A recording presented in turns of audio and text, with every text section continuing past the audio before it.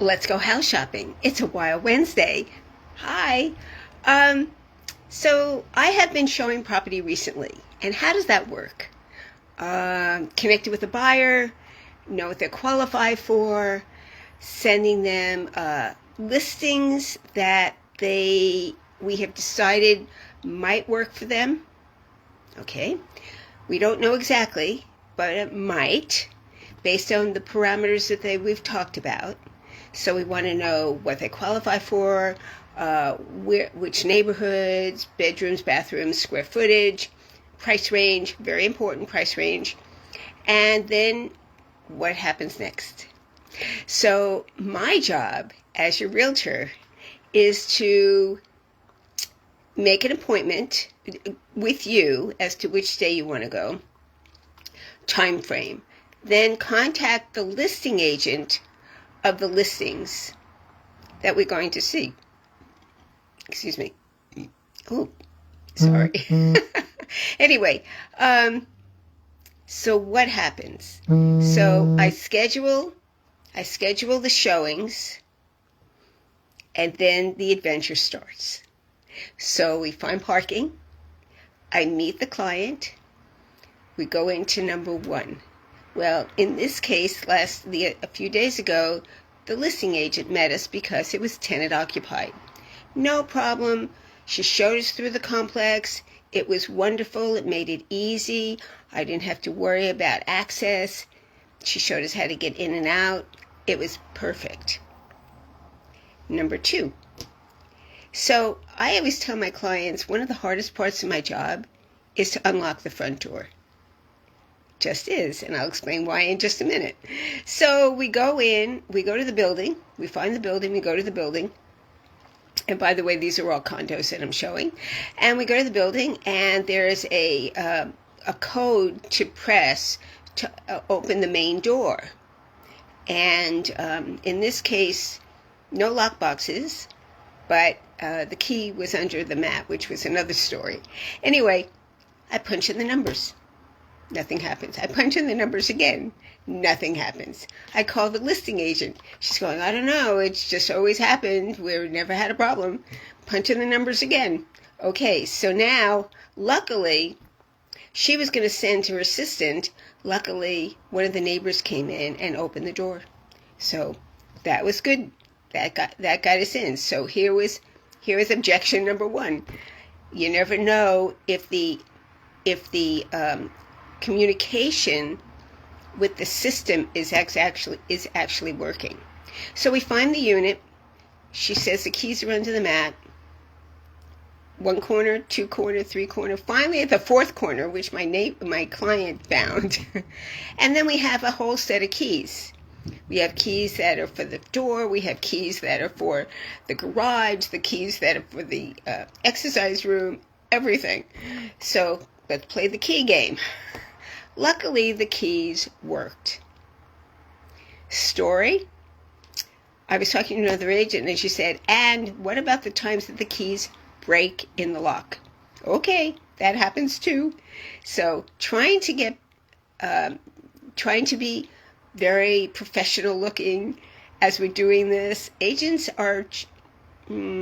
have challenges sometimes of just opening the front door.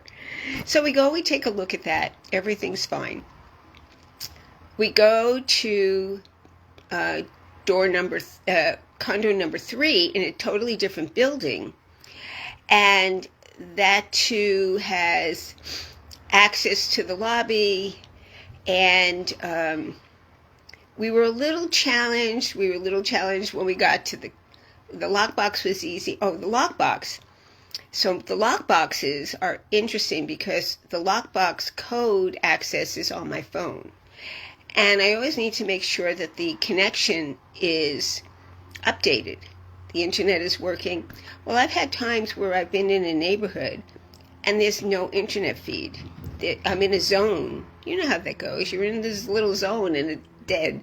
So how do you get in? I walk away, I come back, I walk away, I come back. Finally, it works. Drops the key. We use the key. We get in. We see the property. It's wonderful. So what else has happened? So, so that's how we show property. It is just an opportunity for us to be a little creative sometimes on how we have access in, access out. Don't forget to shut the lights. Don't forget to lock the doors. Shut the windows if you open the windows.